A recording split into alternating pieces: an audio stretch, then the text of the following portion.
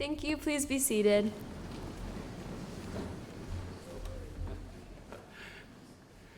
Good morning, everyone. I almost sat down there. I forgot that the chaplain's not here. So I'm it. And I'm not for a second going to pretend to be the Rev. There is only one Rev, right? And he's special, as we know. And he's someone that we love and cherish. Although the Rev D-Rob has a kind of certain ring about it, eh? Sounds like a rapper or something. Rev D-Rob, yeah. So this is going to have the format of a normal chapel service, but it's not actually going to be a regular chapel service. But we will follow the basic format. And you'll hear what my thrust is later in the gathering. Seem to be missing a few today. I know there's a lot of people sick and there's a few teams away and everything else. So we'll just make up for that with the energy that we create. I know you will. So with that in mind, the first hymn we've chosen today is the Lakes House hymn number 6. And I'm going to ask Lakes House to stand up and sing the first verse on their own. And lead us, and we'll join in the second verse. Amazing Grace.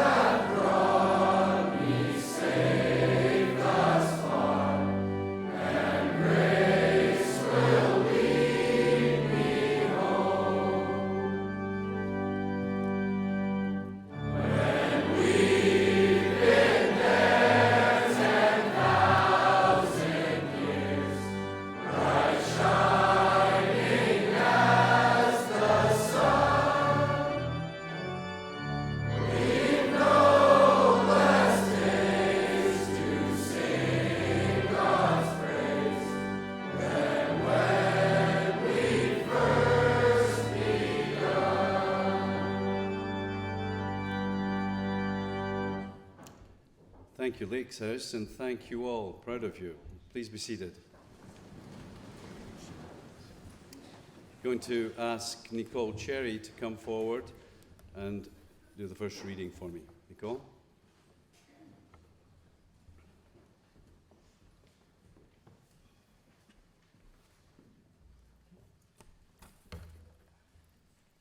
Keep your thoughts positive because your thoughts become your words. Keep your words positive because your words become your behavior. Keep your behavior positive because your behavior becomes your habits. Keep your habits positive because your habits become your values. Keep your values positive because your values become your destiny. Mahatma Gandhi. Thanks, Nicole. Now we're going to sing one of my favorite hymns, but we don't sing it often enough to be really good at it, but I know you'll give it your best shot, which is hymn number 17, Dear Lord and Father of Mankind.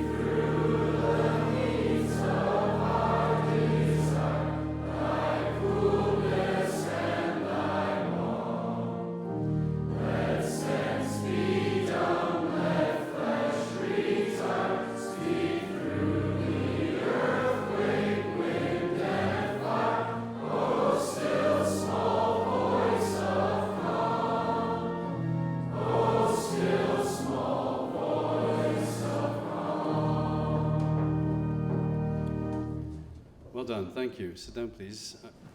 I'm going to ask Nathan Goliath to come forward and read the gospel. Nathan.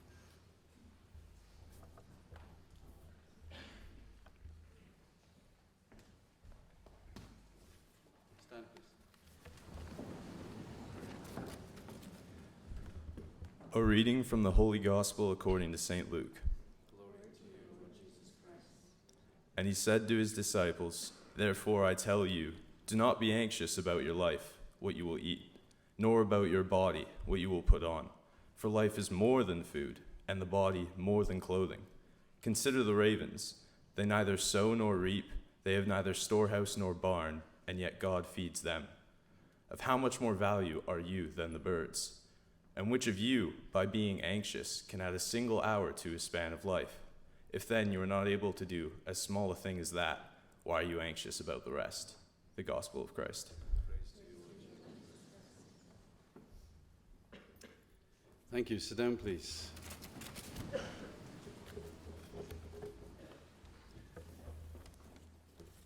So it somewhat grandly says here now, sermon. So I don't know if what I'm about to say qualifies as a sermon, but I'm just going to share a few. Let's call it a collection of D. Rob's favourite topics, for want of something better. Those hymns I want to refer back to a little bit because obviously I chose them deliberately. And if you think of the first one, if you think of the hymn that the Lakes House Boys sang so proudly there, Amazing Grace, just pick out those two words, and because both of those words give you good feelings. Amazing. If something's amazing, it's all that sense of wonder that has you admire, wonder and admiration. And then grace. It's a beautiful word. And I know that the two Graces that bear that name in our school body, Gracie McAllister and Grace Levine, are both very proud of their name. Because, it's a beautiful word. There's that sense of elegance that comes with grace. If you look up a dictionary, it will define grace as courteous goodwill, simple elegance, divinely given talent or blessing. So we should all be seeking to bring grace to every one of our dealings and to everything that we approach, and to everyone indeed that we approach. So keep that notion in your head. It feels good to be around grace. Those of you who can identify that already will be identifying with that concept. Feeling good to be around grace. That's a large part of what I'm actually going to focus on this morning. And that is your impact on those around you, your impact on your world. How do people feel when they're around you? How do people feel when they're in your company or in your presence? Now, I know that's a challenge to answer, but I don't want you to answer it right away. I want you to think about it. But like all challenges, it provides an opportunity.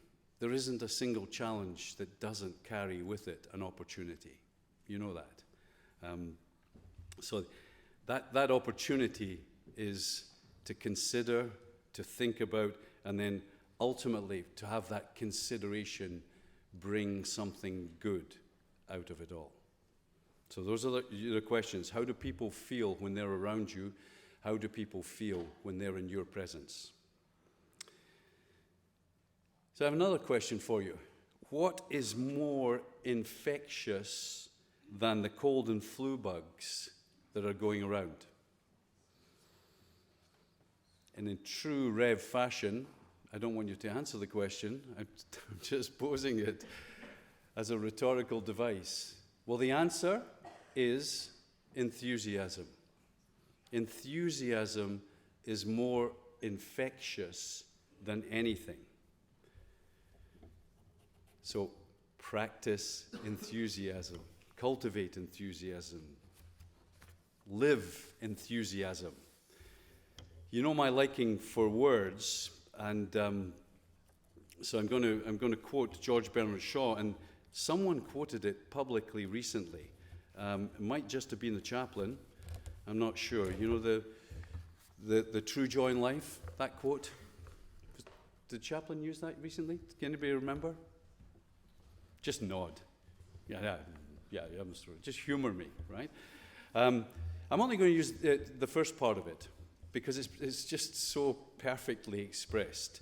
This is the true joy in life, the being used for a purpose recognized by yourself as a mighty one, the being a force of nature instead of a feverish, selfish little clod of ailments and grievances, complaining that the world will not devote itself to making you happy. How perfect is that? It applies to all of us, not trying to make anybody feel guilty. So part of achieving that is to stop worrying. Control that little inner voice that doubts all the time, that makes you doubt yourself, makes you doubt outcomes, makes you fear, makes you afraid, makes you all those things. That little voice, if you don't control it, it controls you. And we don't want it to control us. We want to control it. Right? And that's at the heart of worrying and anxiety. And I'm going to touch briefly on those two things again a little later.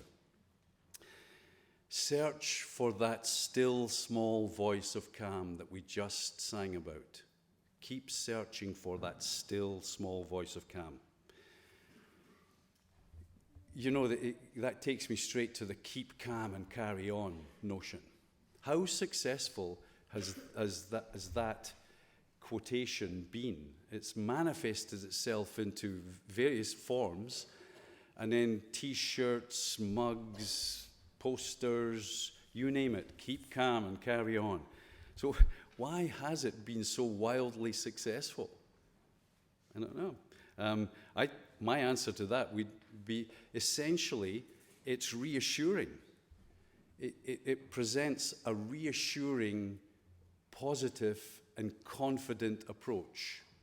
We can handle this. That's what it's really saying to you. Keep calm, carry on. You know, stiff upper lip. You know, it's absolutely that. It's that. So that sense of reassurance, that positive and confident approach. Slight switch. I told you it wasn't a regular sermon. So one of my favorite topics, body language. You heard me talking about body language before? Too often, we're unaware of our body language. We wear visibly our stress and our anxiety, our tension. We wear it all, right?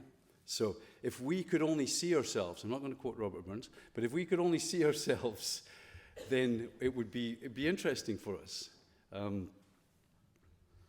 It's just a quick tangent. One of the enlightened French teachers I had when I was in grade 8 or something decided that we Scottish people weren't expressive enough with our mouths. That we talk like that a lot. Just it's all very good. Eh? You don't have to move your lips very much. You just keep talking like that, and that's how they talk in Scotland. So that's not expressive enough when you're learning French because you've got all these great sounds to get your as Mr. Lynn would attest. There's a big difference between toute and tu. Tu veux pas ça? Toute ma vie. Huh? How am I doing so far, Mr. Lynn? Very well, thank you. So this enlightened French teacher had us all bring little mirrors. He said, I can't say that word the way you say it. You don't say mirrors, do you? You say mirrors, like gold, frankincense, and myrrh, right? So had us bring these little mirrors, and so we had to hold these little mirrors in front of ourselves so we could see our lips, so we could practice the difference between the oo sound and the oo sound, right? It's hilarious. Can you imagine a group of grade 8 boys with mirrors?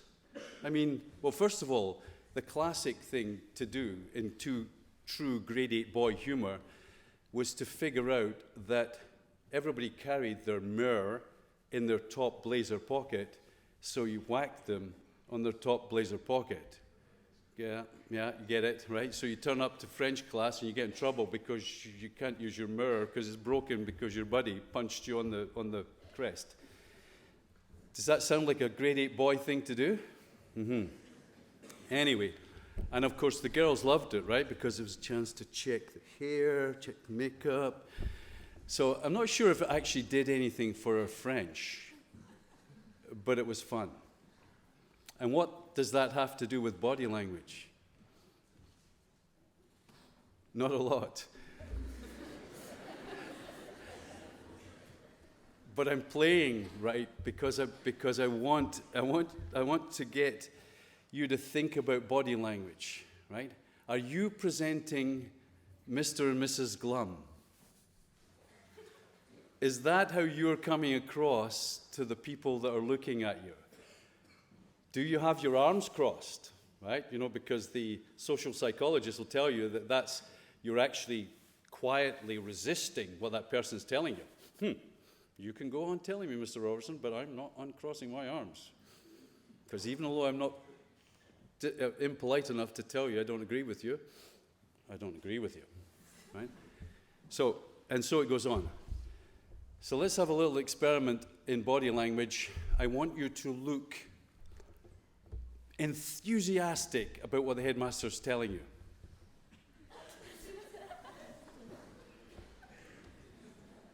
Oh, yeah, well done, Mr. Plater. I loved that. He was brilliant. So enthusiastic. Eyes, mouth. Yeah. Okay, I could go on. I'm not going on. What has that done? It's caused you, most of you, to smile. And good body language involves smiling. Now, there's something else that's highly infectious. I was talking about enthusiasm a minute ago. How infectious is smiling? Smiling is very infectious. And smiling is good for you. Tons of research has proved that. Smiling is good. Laughing is good for you. It's therapeutic. It's actually the least expensive way of enhancing your looks. You know how we could spend a lot of money on facelifts? I had one last year. Didn't really work. Got my money back. But we can spend all sorts of money on hairdos and makeup and all sorts of things. But the least expensive way of enhancing our looks is to smile. So smile. You can't resist.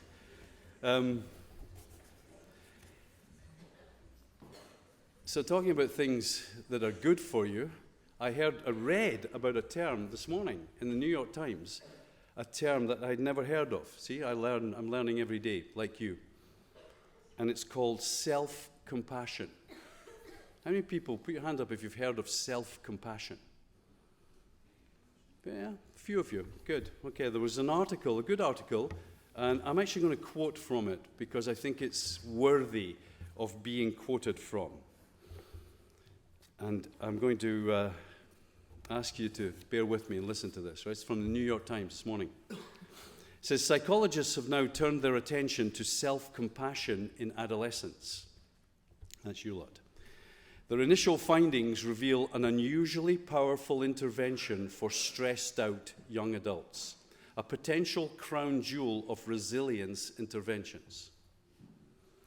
So late last year, these three researchers at the University of Edinburgh, where else, published a meta-analysis of research on self-compassion in young people in the journal Mindfulness.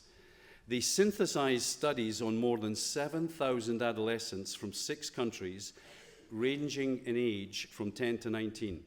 They found that teens with high levels of the trait of self-compassion we're most likely to report lower levels of distress caused by anxiety and depression, especially when facing chronic academic stress.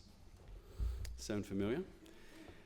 Adolescence is a developmental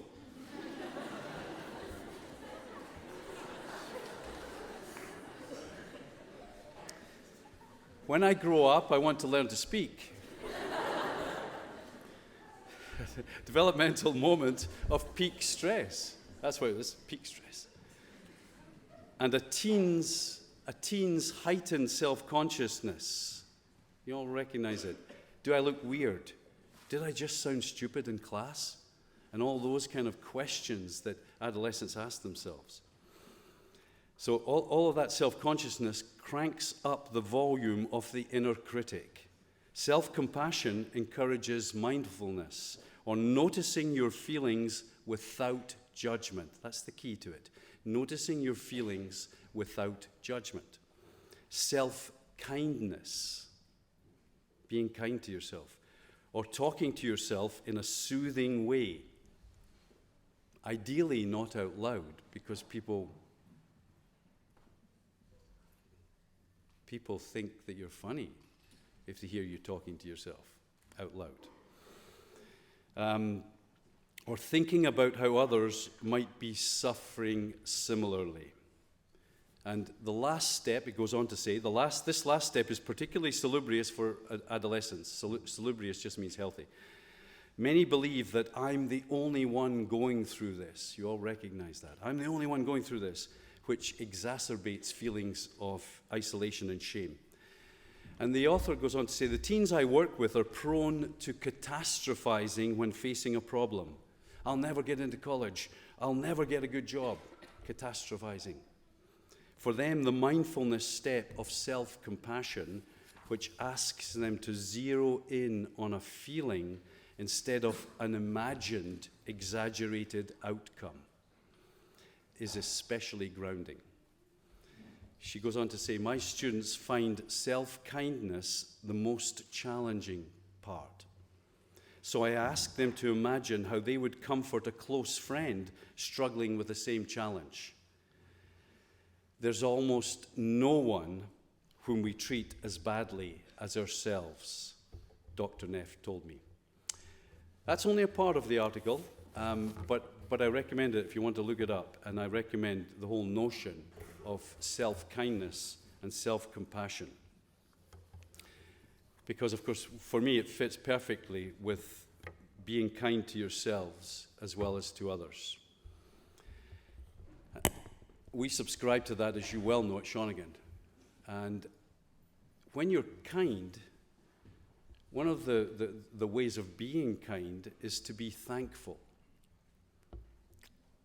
When I've mentioned this fellow before, I want you to tell me, honestly, has anybody ever looked up the reference? So Nick Vujicic. How many people here, when I've talked about Nick Vujicic before, have actually looked him up? Wow, you three deserve a medal.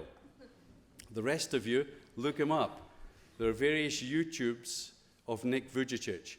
Nick Vujicic, I can say this, was sadly born from a thalidomide with no arms and no legs.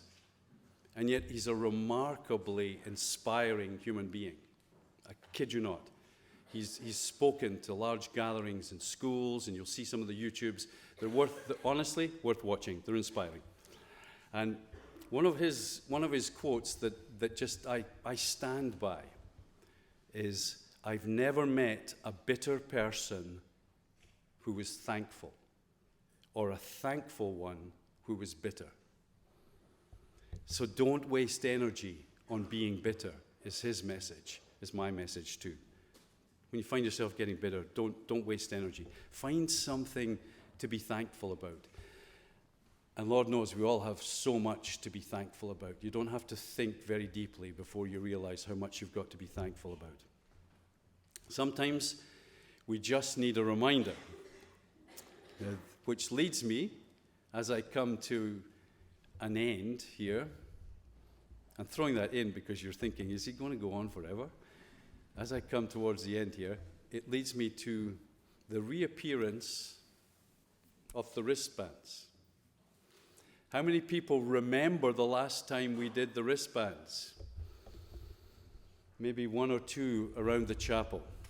So the wristbands work like this. Shawnigan colours, it says Shawnigan on them, and then it says no complaints on it.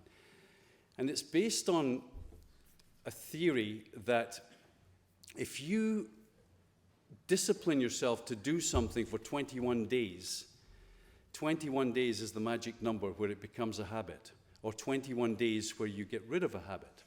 So it's based on the theory that if you consciously reject negative thoughts and criticism and complaining for 21 days solid, then you'll benefit from it, and so will everybody else around you. That's the theory. So how the game works, because it is a little game, is that if you start finding yourself thinking negative thoughts, give yourself a ping.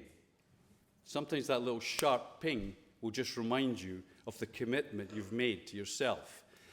If you find yourself coming out with a complaint, oh, I wish this headmaster would shut up, I can't stand this. Then you have to take it off and you have to put it on the other arm. So you have to have conscious effort to do something with it, right? And that's harder than just giving yourself a ping. So the aim is that can we get 21 straight days where you haven't changed from wrist to wrist once? Now, the bad news is that the last time we did this, there was only one person in the whole school that did 21 days. Can anybody guess who that person was? Think Tough Mudder, think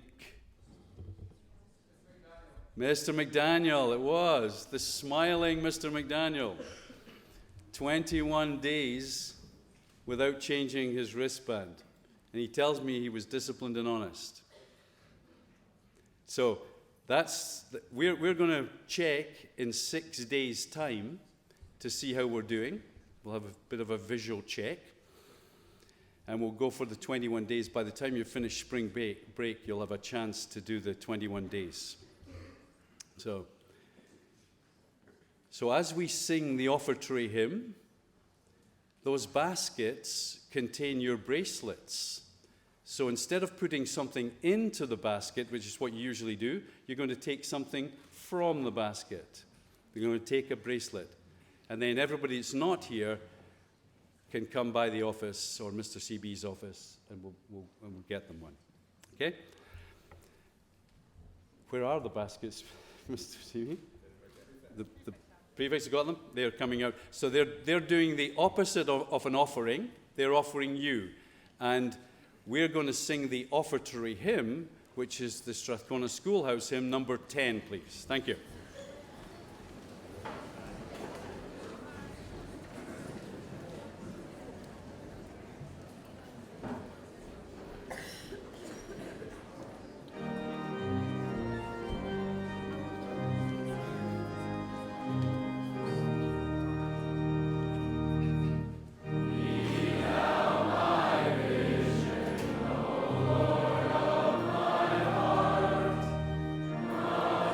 Your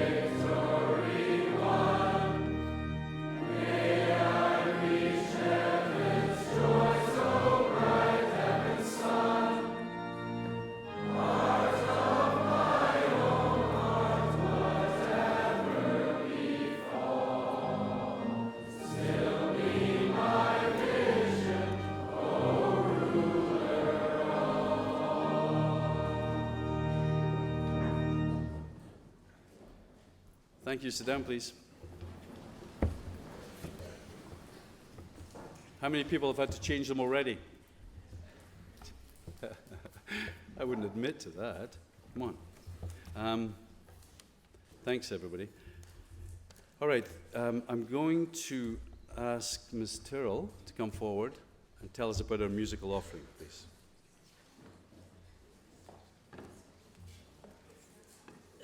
Performers, come on up. So I think I tell you pretty regularly that I'm always trying to bring you something a little bit different to the music presentation in chapel, and so I think you'll agree that this is one of those different kinds of presentations. So the chamber choir girls, minus one who was sick this week, are going to do a performance that involves singing and playing at the same time. And if you've never been in a choir, whether it be large or small, you might not know that being in a choir is a lot like being on a team. You depend on each other. You have to blend and balance. Sometimes one of you knows the part better than the other, and you have to listen in to the other person. So I consider this a bit of an athletic pursuit. When people ask me what sports I do, I say I sing. I sing in groups. That's my athletic pursuit, because it really does involve teamwork. So they're going to do a song for you this morning called Bubbly, and interestingly enough, it talks all about how you make me smile. So we hope we make you smile this morning.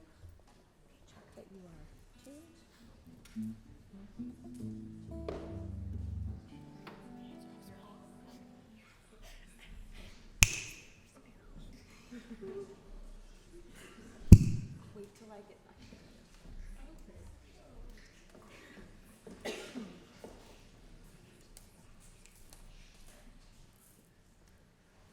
Alice. Will you count me in? Раз, два, три, четыре.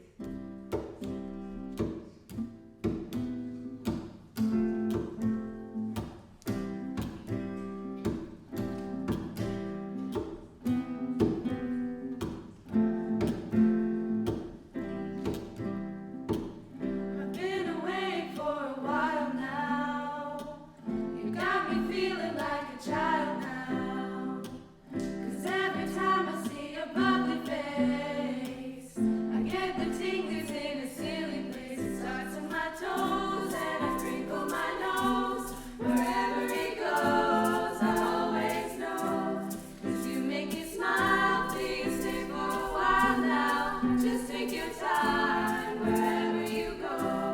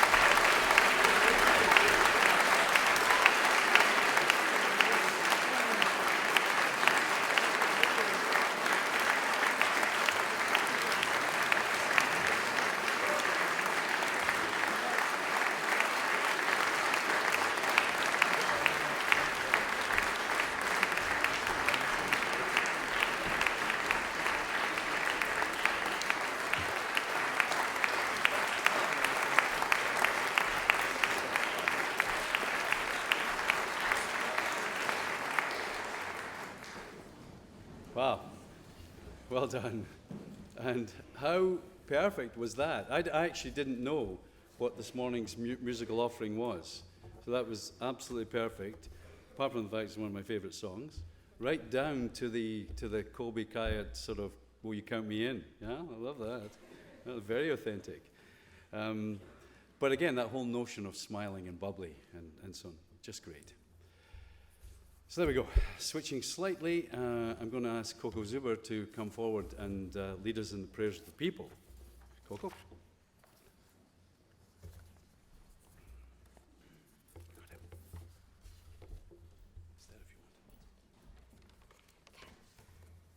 We take a moment to think about those in need. Please respond to the bidding, Lord, in your mercy, with hear our prayer. We pray for grateful hearts and courageous spirits, that we might face life with hope and positivity. Lord, in your mercy.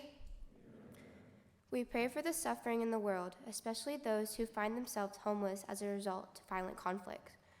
Lord, in your mercy. We pray for our parents, teachers, coaches, and all who support and guide us. Lord, in your mercy. We pray for help in refraining from gossip, complaining, and negative thoughts. May we always strive to contribute to make our community a place of compassion and kindness. Lord, in your mercy. We pray for grace, that we might receive it and share it with one another. Lord, in your mercy. We take a moment to remember anyone else who needs our prayers.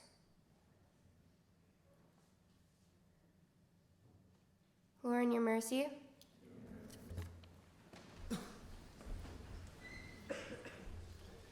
Thanks, Coco. Well done. So our closing hymn, very appropriately, is the school hymn. Just before we stand for the school hymn, I know there's a certain novelty in pinging your wristband, but let's not make the pinging a habit. Come on, play the game. You have to play the game according to the rules. There we go. All right, so hymn number 1, school hymn, please. Voice in the Wilderness.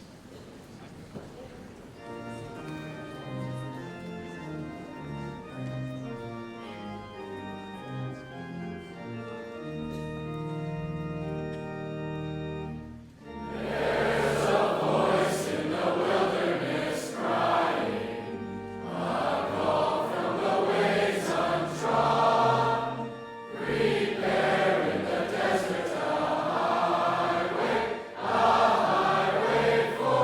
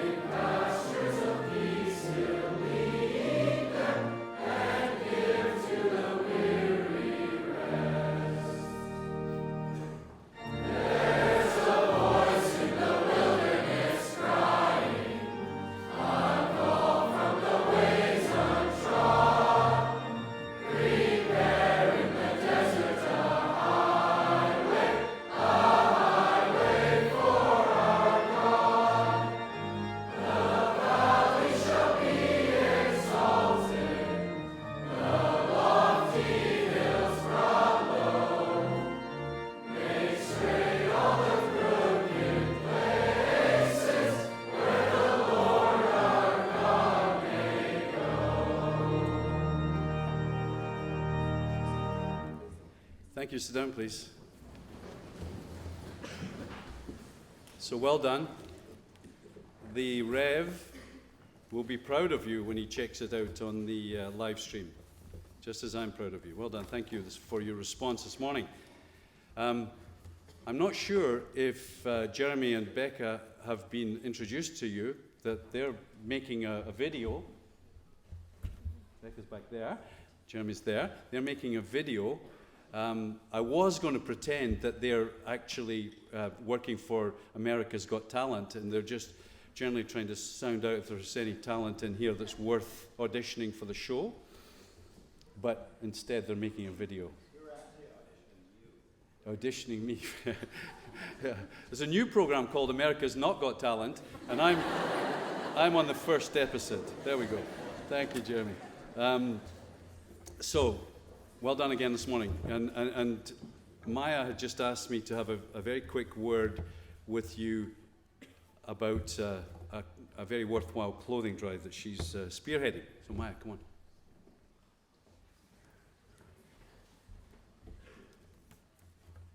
Good morning, everyone. It's that time of year when the sun is going to come out and you're going to put away all your old big winter coats, pants, and gloves to go live in the dark corners of your closet. Spare these poor clothes the neglect and donate them to people who need them. The prefect group, led by myself, would like to initiate a clothing drive event in the school to support local Salvation Armies and thrift stores for members of the community who are in need. The number of homeless people in the Cowichan Valley has nearly doubled in the past few years, reaching a number of nearly 100. Now, I know we come from all different corners of the globe, but we now all are somewhat members of the Cowichan Valley and can contribute in many ways to improving the lives of many people within the area. What we plan to do is put 1 or 2 moving boxes or garbage bags in the recycling rooms or foyers of each house for students and staff to put their unwanted or old clothing. To spark excitement and motivation to donate, the house which donates the most items will receive blizzards for the house. The clothing will be counted on Thursday, and we thank you for your participation. Thank you.